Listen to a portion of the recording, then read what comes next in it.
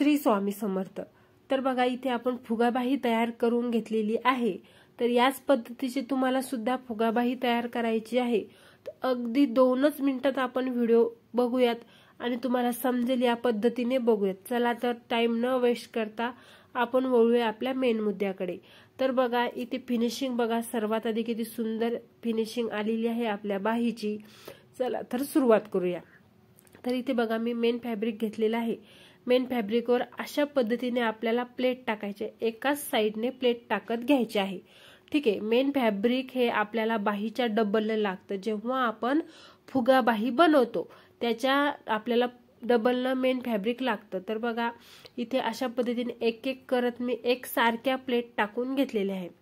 त्यानंतर लेस लावून घ्यायची आहे आपल्याला।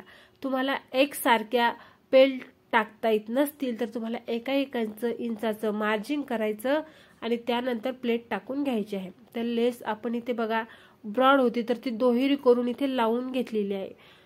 ठीक आहे, जसं आपल्या ब्लाउजला सूट करतं त्यावर आपल्याला काही काही गोष्टी डिपेंड कराव्या लागतात।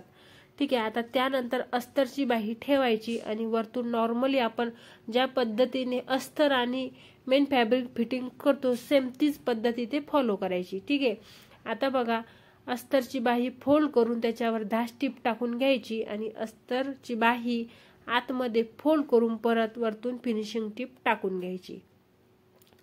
ठीक आहे, बघा अशा पद्धतीने बाही आपली जॉईन होतच आलेली आहे। आता वरतून आपल्याला अस्तर आणि मेन फॅब्रिक बरोबर बाही जॉईन करून घ्यायची आहे। ठीक आहे, आता जे शिल्लकचं फॅब्रिक आहे ते सुद्धा इथे कटिंग करून घ्यायचं आहे। आता बघा इथे आपली फुगाबाही तयार केलेली आहे। तर इथे आपल्या बाजूच्या साईडने अगदी फिटिंगची जी जागा आहे त्या साईडने आपल्याला जॉईन द्यायची गरज पडणार आहे। तर तो जॉईन फक्त आपल्या फिटिंग मध्ये जाणार आहे। ठीक आहे, आपली फुगाबाही तयार झालेली आहे कमीत कमी वेळामध्ये। बघा जर तुम्हाला माझा व्हिडिओ आवडला तर चॅनलला लाईक करा, सबस्क्राईब करा। धन्यवाद।